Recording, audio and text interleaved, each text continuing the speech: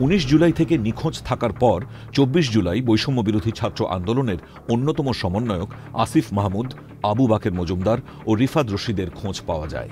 25 জুলাই বৈষম্য বিরোধী ছাত্র আন্দোলনের পক্ষ থেকে আন্দোলনকারী শিক্ষার্থীদের উদ্দেশ্যে 8টি বার্তা দেওয়া হয়।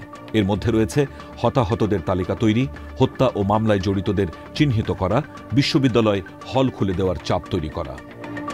26 জুলাই নাহিদ ইসলাম সহ কোটা সংস্কার আন্দোলনের 3 সমন্বয়ককে রাজধানীর গণস্বাস্থ্যনগর হাসপাতাল থেকে তুলে নিয়ে যায় সাদা পোশাকের একদল ব্যক্তি।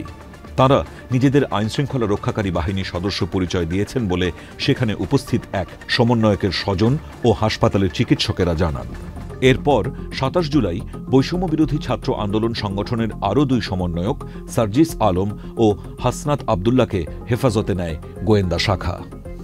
পরে এক অনলাইন সংবাদ সম্মেলনে 28 তারিখের মধ্যে সমন্বয়ক নাহিদ ইসলাম সহ আসিফ মাহমুদ সহ আটক সকল শিক্ষার্থীদের মুক্তি, মামলা প্রত্যাহার ও শিক্ষার্থী গণহত্যার সাথে জড়িত মন্ত্রী পর্যায় থেকে কনস্টেবল পর্যন্ত সকল দোষীদের বিরুদ্ধে ব্যবস্থা নিতে আলটিমেটাম দেয় আন্দোলনকারী শিক্ষার্থীরা। একই সাথে রোববার সারা দেশের দেয়ালগুলোতে গ্রাফিতি ও দেয়াল লিখন সহ বিভিন্ন কর্মসূচির ঘোষণা দেয়া হয়। 28 জুলাই রাত 10টার দিকে পুলিশি হেফাজতে থাকা 6 সমন্বয়ক আন্দোলন প্রত্যাহারের ঘোষণা দেন। ডিবি প্রধান হারুনুর রশিদের সাথে সমন্বয়কদের খাবার টেবিলের একটি ছবি ছড়িয়ে পড়ে সামাজিক যোগাযোগ মাধ্যমে। কিন্তু পুলিশে আটক হওয়া অবস্থায় পুলিশের অফিসে বসেই বাকি সমন্বয়কারীদের সাথে যোগাযোগ না করে এমন ঘোষণা দেয়ায় এই ঘোষণাকে সরকার ও পুলিশের চাপে দেয়া হয়েছে বলে আখ্যায়িত করে আন্দোলন চালিয়ে যাওয়ার ঘোষণা দেয় বাকিরা। হত্যা, গণগ্রেপ্তার, হামলা, মামলা ও গুমের প্রতিবাদে 31 জুলাই বুধবার সারা দেশে বৈষম্য বিরোধী ছাত্র আন্দোলন মার্চ ফর জাস্টিস, ন্যায় বিচারের জন্য পদযাত্রা কর্মসূচি পালন করে। 1 আগস্ট গোয়েন্দা পুলিশের ডিবি হেফাজতে থাকা বৈষম্য বিরোধী ছাত্র আন্দোলনের 6 সমন্বয়ককে বেলা 1:30টার একটু পরেই ছেড়ে দেওয়া হয়।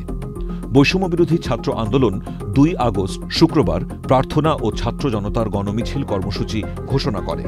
গোয়েন্দা পুলিশের ডিবি এর হেফাজত থেকে ছাড়া পাওয়া বৈষম্য বিরোধী আন্দোলনের 6 সমন্বয়ক গণমাধ্যমে পাঠানো এক বিবৃতিতে বলেন যে আন্দোলন প্রত্যাহার করে ডিবি অফিস থেকে প্রচারিত 6 সমন্বয়কের ভিডিও বিবৃতিটি তারা স্বেচ্ছায় দেননি। 3 আগস্ট অনির্দিষ্টকালের জন্য সর্বাত্মক অসহযোগ আন্দোলনের ডাক দেওয়া হয়। কেন্দ্রীয় শহীদ মিনারে জড়ো হয় হাজার হাজার শিক্ষার্থী ও সাধারণ মানুষ। এতে দেয়া হয় অসহযোগ আন্দোলনের রূপরেখা। শহীদ মিনারে অন্যান্য সমন্বয়কদের উপস্থিতিতে সমন্বয়ক নাহিদ ইসলাম সরকার পদত্যাগের 1 দফা আন্দোলন ঘোষণা করেন।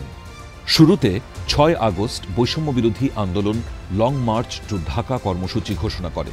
তবে এই পরিস্থিতি বিবেচনায় সমন্বয়করা কর্মসূচি একদিন এগিয়ে এনে 5ই আগস্ট ঘোষণা করে। আন্দোলনকে ঘিরে 5 আগস্ট অনেক জেলায় পাল্টাপাল্টি ধাওয়া, সংঘর্ষ এবং গোলাগুলির ঘটনা ঘটে। এতে 98 জন সাধারণ মানুষ ও পুলিশ নিহত হয়। 5 আগস্ট 1 দফা দাবির প্রেক্ষিতে সম্মিলিত ছাত্র জনতার এক গণ অভ্যুত্থান সৃষ্টি হয়। কারফিউ প্রত্যাখ্যান করে দলে দলে শিক্ষার্থী জনতা সড়কে নেমে আসে।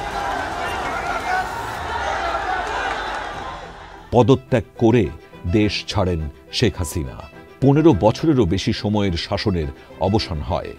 গণভবন, সংসদ ভবন ও প্রধানমন্ত্রীর কার্যালয়ে ঢুকে পড়ে ছাত্র জনতা।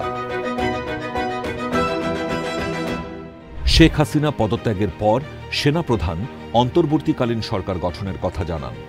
সেই দিন রাষ্ট্রপতিও জাতির উদ্দেশ্যে দেওয়া তার ভাষণে একটি অন্তর্বর্তীকালীন সরকার গঠনের কথা জানান ও পরদিন এই লক্ষ্যে সংসদ বিলুপ্ত ঘোষণা করেন।